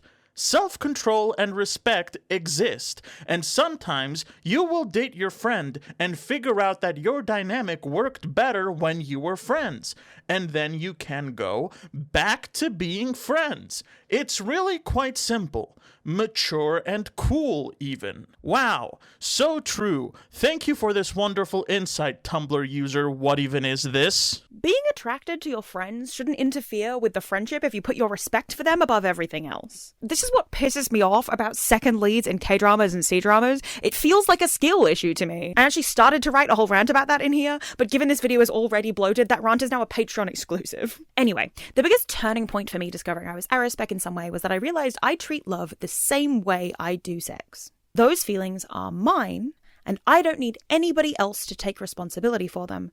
So I will happily be in love with my friend until I die and not need to do anything about that. I don't want my romantic feelings for my friend to take precedence over our existing relationship. If we were together, I'd have no interest in stopping them from seeing other people or clinging to them possessively because that wouldn't be fair to me. There's a word compersion in the polyamorous community that means liking someone else's happiness, and I think I feel that a lot. And some people might decide that means I'm not in love enough because I wasn't possessive or jealous enough, but to me that just feels like unhealthy. If that person is the one for me, then why would I want to cage them in and make them unhappy? And the fact that we're still just, and those are very heavy air quotes on that word, friends now, doesn't make my feelings any less real or impactful to my lived experience. Love is complicated and indefinable, and I know it seems like a cop-out, but to answer the question of what it is, love is simply what you make of it. My follow-up question in the survey, what to you is the difference between a romantic life partner or aspirations towards one and a platonic roommate that you get along with extremely well, gave me some equally interesting results. One person said, I think for most people, the difference between a romantic life partner and a platonic roommate is the expectations regarding commitment, love, and care. A lot of people put more weight into a romantic partner's obligations or expectations about being a long-term viable option. Which is definitely the case in a matter-normative society. A lot of responses place the distinction of explicitly romantic or sexual intent as being the major difference. For a lot, it was about the order of priorities. A romantic life partner is somebody you put above everybody else, whereas a platonic roommate, even one you love living with, you aren't expected to do that. Building a life or a future together is the other big one. But what fascinated me the most is just how many people realize that they didn't really know the difference once it got down to it. If you live with somebody and they're the perfect housemate for you, and you like them and respect them and you love them platonically, why does that need to be made separate from a romantic partnership? Pay no attention to that man behind the curtain! Honestly, the biggest hang-up I've had in this whole journey has been one specific question. Am I aromantic, or do I just hate the way society expects relationships to work? Because if I really think about it, I do want a romantic relationship. But I think the way I want it is completely different to the way I'm told I should want it. And I don't know if that's aromanticism or asexuality or autism or trauma or just anti-conformity. I don't believe in soulmates except as a cool fictional narrative device. And if you want to know why, this divorce lawyer makes some good points. I believe that whoever created the concept of soulmates should be taken into the town square and beaten to death, because they have done more to facilitate the demise of happy marriages than I could ever aspire to doing. To suggest that out of 8 billion other people in the world, that there's just this one person, and they happen, by the way, to live within like the same town as you, or they went to the same university as you. What were the odds of that? And that's the only person you could ever have a happy, fulfilling relationship with. This person, they're supposed to be your best friend, best lover, best roommate, best travel companion, best co-parent, That's a hell of a resume, guys. And my partner, they're the best co-parent, they're the best roommate, they're the best travel companion, but, they're not the best lover I ever had. Well, they mustn't be your soulmate then.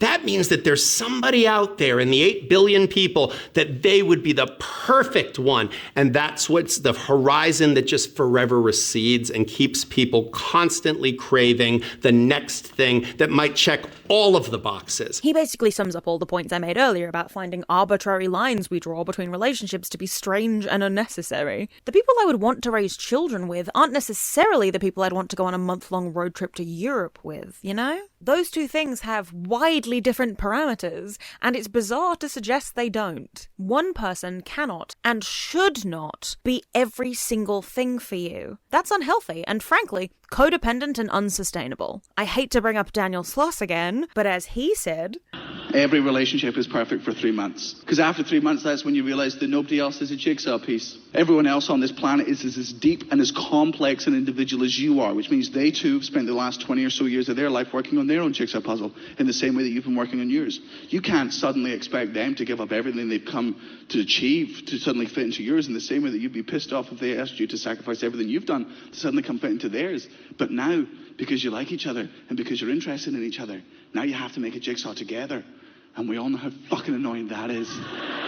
And that's my extremely practical view of how romantic relationships should operate. You should see your partner as a whole person outside of you, and you should respect them as such. Why should I care if my partner is sleeping around as long as they're being safe about it? Why would I ever police my partner from having opposite gender friends? That one I've never understood that. Since childhood, I've never understood that. Also, as an aside, if you don't trust your partner around people they might be attracted to, you've either got an actual reason to mistrust your partner, in which case you should leave them, or you're letting your insecurities get the better of you, in which case you should work on yourself and probably leave them for their sake. Why would I force myself into a box of what a relationship should look like in order to appease an idea that I have no meaningful connection to? Why is separate beds considered weird? This has been bothering me for years, can you tell? If it was good enough for Lucy, it's good enough for me. People have different sleeping patterns. If I'm a night owl and my partner isn't, why should I infringe on their rest when I could just sleep next door? You people fucking confuse me. I also think that this dogged belief in soulmates, or at the very least the bastardization of the idea that runs through society,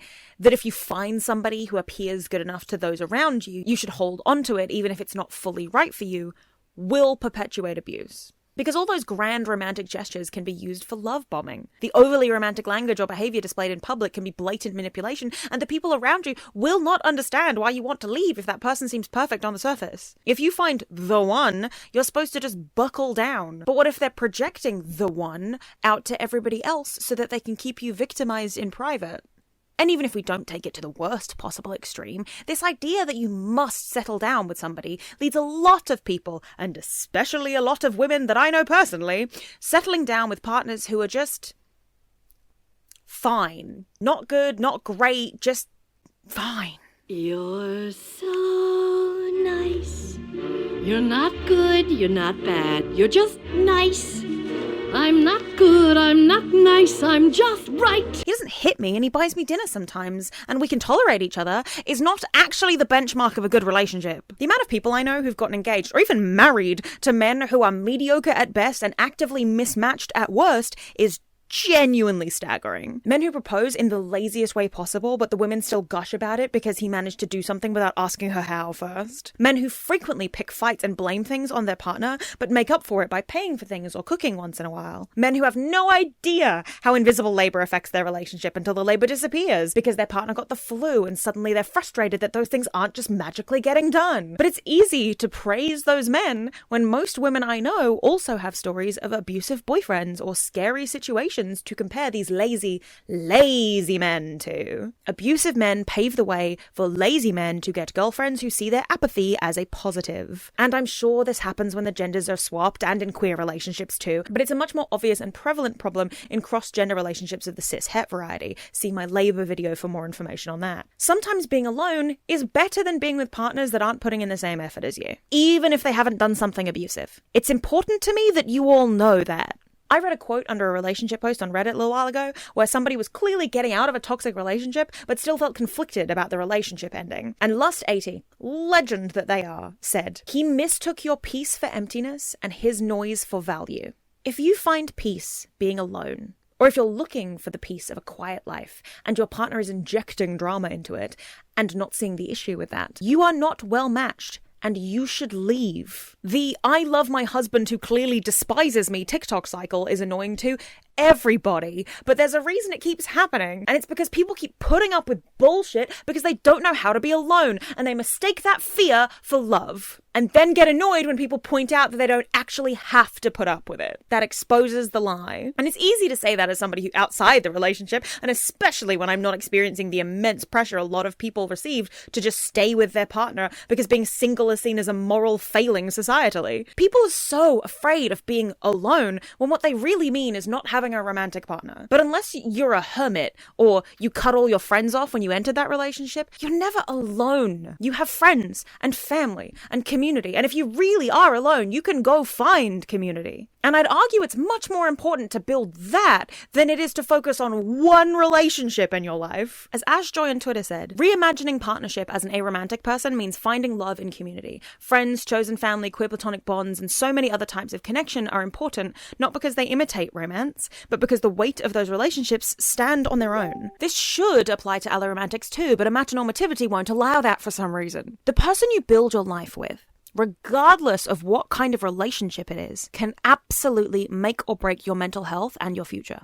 If you're living with somebody whose values and habits and behavior and personality does not align with yours, you will be miserable. You will be lonely, whether that person is your sibling or your friend or your parent or your romantic partner. But if you're building a life that doesn't work with your romantic partner, there's this constant external pressure to pretend that's not true and to make it work. And if you're stuck living at home with family and it's slowly killing you, the pressure comes from a different direction. This idea that you're bringing it on yourself by not being able to find a partner and move out. Because nobody is moving out on a single income in this economy unless they're born with a silver spoon in their mouth. The economy is in shambles right. And I would argue, fucking correctly, that liking and respecting somebody is far more important in your decision to build a life with them than love is. I have loved people who were actively abusing me. I have loved people who did not love me back or as much as I did them. I have watched friends put up with increasingly bad behavior from their partners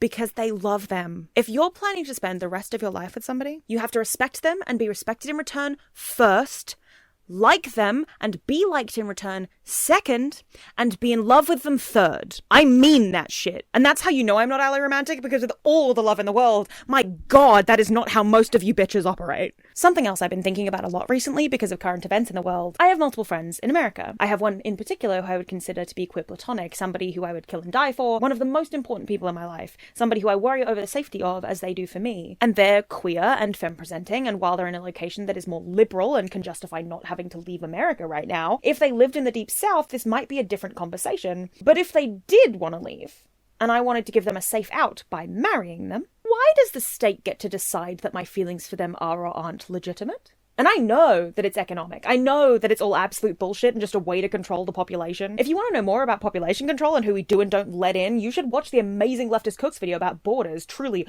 go and watch it. It is so important to be aware of how and why borders exist and how they perpetuate inequality. But like, why does the government get to decide that my deep and abiding platonic love for my friend, which is, to me, in my experience of my feelings, equal to that of the romantic feelings I've had in the past, it's just different, why does the government get to decide that if I want to marry that person to keep them closer to me and keep them safe, why do they get to decide whether or not that's legitimate? I'm actually asking, I want to know. Yasmin Benoit recently talked about French law that got overturned about conjugal rights in marriages. France is trying to get rid of its conjugal rights law, the notion that marriage means the duty to have sex.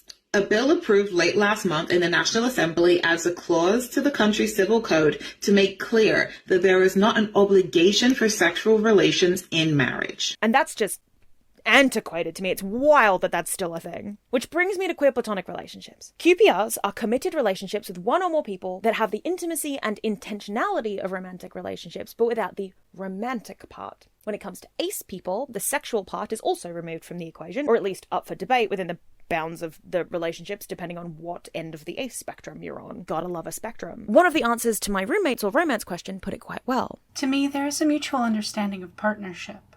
I see a lot of people describe QPR/QPPs as like best friends, but you kiss/have sex. Or like a romantic partner, but you don't kiss/have sex. But I think it's fundamentally misunderstands a few things. First of all, they are incredibly personal relationships that vary wildly among the people within them. And I think it's reductive to try to compare them one-to-one to pre-existing labels we generally understand. Because even standard romantic relationships vary wildly among partners because, surprise, we're all different people with different desires and needs. I also don't like the idea of romantic relationships being more than platonic friendships. It comes down to priority. In general, most allo people probably prioritize their romantic relationships over their platonic friendships, because that's how they've chosen to prioritize. The relationship itself isn't inherently more important. All this to say, I don't think there is inherently a difference between a romantic life partner and a platonic one, but the difference between a life partner and a roommate you get along really well with is the intention to, well, be partners in life.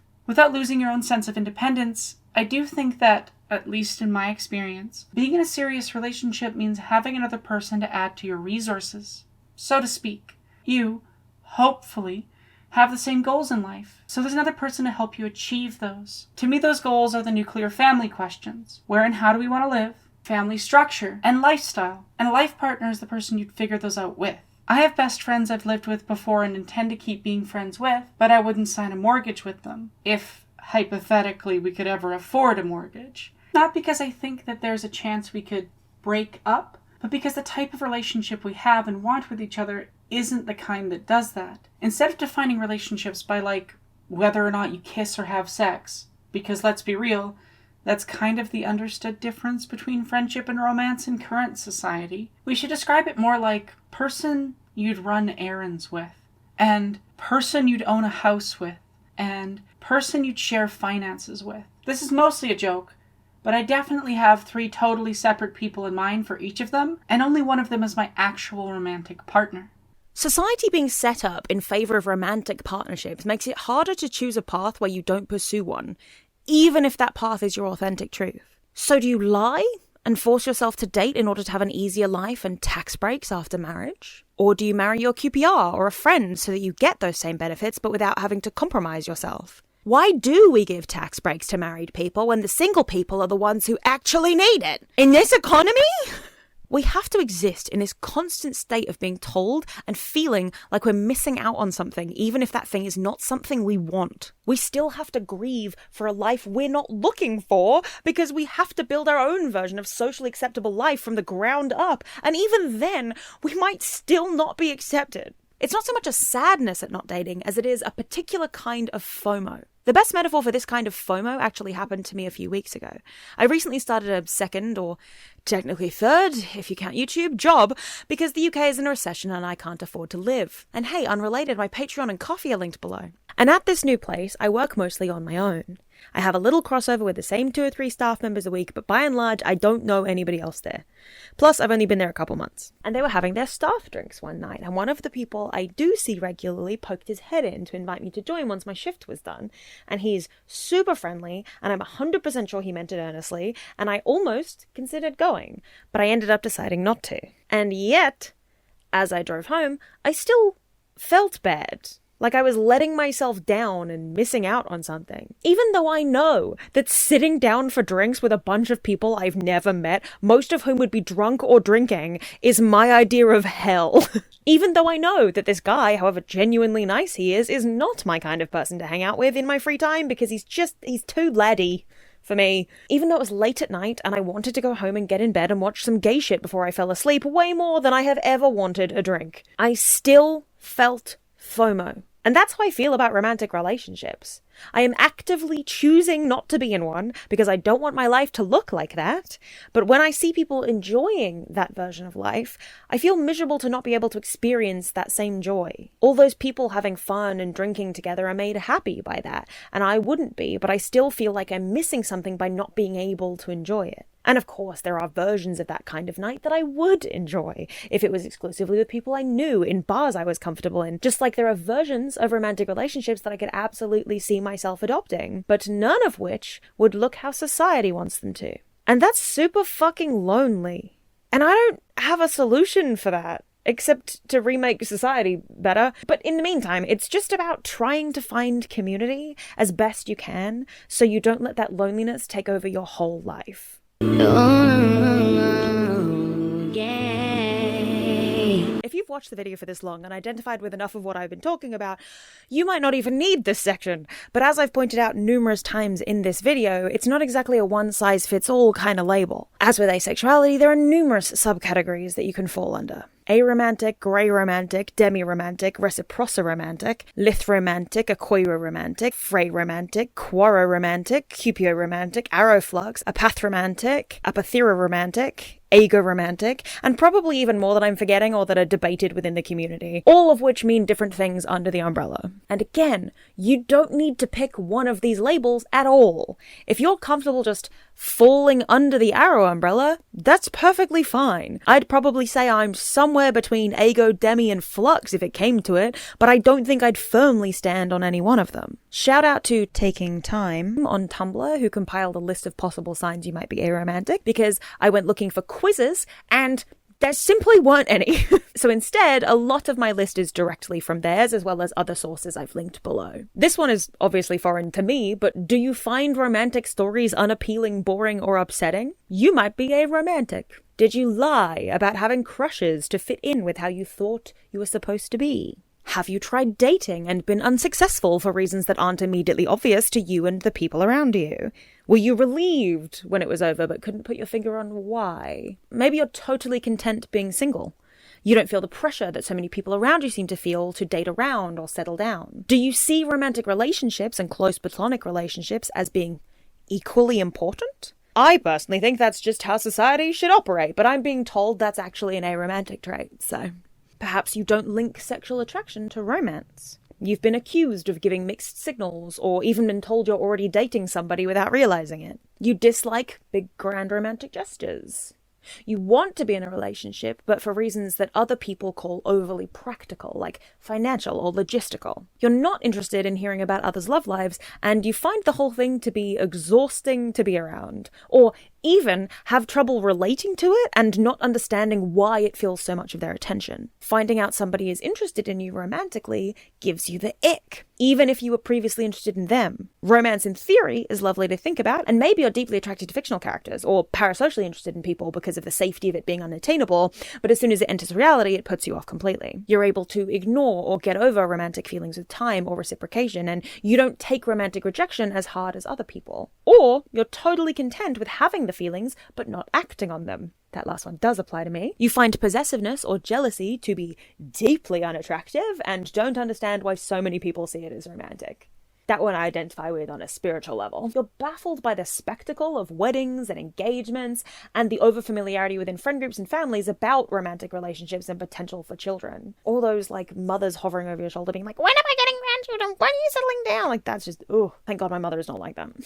Your life is not structured around dating and you cannot understand how other people are able to devote huge swaths of their time to it. And maybe you've considered matchmaking services or even sugar baby arrangements because that seems easier than the hullabaloo of Tinder or regular dating. You're cynical for reasons that can't be boiled down to trauma or naivete. You're willing to go along with romance but only for the sake of the other person and would be perfectly fine without it. You would happily build a life with somebody who you were not romantically interested in or attracted to. And the main thing stopping you is societal pressure. I think that applies to more people than you realize. I don't think that's just an aromantic thing, but anyway. Did you identify with more than one of these things? That doesn't mean you're definitely aromantic, but it does mean you should consider your relationship to romance and romantic love and how you fit into society's idea of what that should look like. I mean, I only fall into some of those categories, and I'm pretty firmly identifying as aromantic now, you know? And that's what you missed on Glee. Who gives a fuck about normal? Before about 100 years ago, marriage was a much more practical affair, much more about the combining of assets or business or class. And while I do think it's a good thing that we've made it more about individual feelings and wants, I also think we may have swung too far in the opposite direction. Marriage is a business decision, and claiming it isn't is silly, but forcing people to only marry for money or societal acceptance is limiting. The amatonormative society we exist under is fairly recent when you look at the whole of human history, and I actually think we should go back to the olden days when community was the priority and romance was one part of that contributed to the whole. There's an unreleased Maisie Peters song from back when she was posting stuff to YouTube before she broke out called Toast, and I used to listen to it all the time. And I identified with it so much. And she probably didn't mean for it to be interpreted from an aromantic lens, but the way she describes love and the feeling of being on the outside of something, watching somebody marry someone else, while you know you can't do anything about it because you're not seen as a viable option, feels distinctly arospec to me. She accidentally created an almost perfect metaphor for what it's like to be Ace and Aro and to love somebody so much, but in a way that doesn't conform to society's expectations. I'm tired of feeling lonely and broken just because I don't fit a particular mold. And the labels help, but not enough to erase that pressure or FOMO or sadness. I love so fiercely and so much, but I do it wrong, apparently, so it doesn't count as much. That, to me, is the opposite of romantic. It's the opposite of love.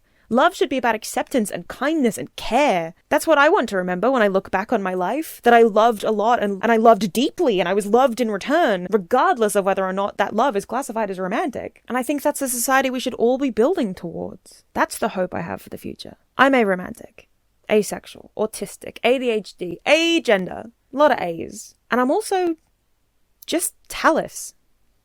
And you? I can't promise you anything. There's nothing to give that you don't have.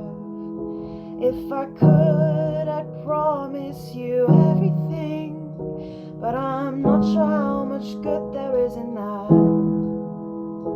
Well, maybe one day when I'm famous, I'll buy a private jet and we can fly to where the rain can't reach the ground. And maybe we could just get older and we'll watch the sun turn colder, and I'll make you toast when you say you're feeling down. I can't promise you anything. There's nothing in the world you couldn't get. And I bet that when the sun explodes, you'll find a way to argue with the dead. 'Cause you're far too goddamn beautiful to fade into the dirt. So you will build us both a mud hut to shelter from the worst of this unrelenting heat.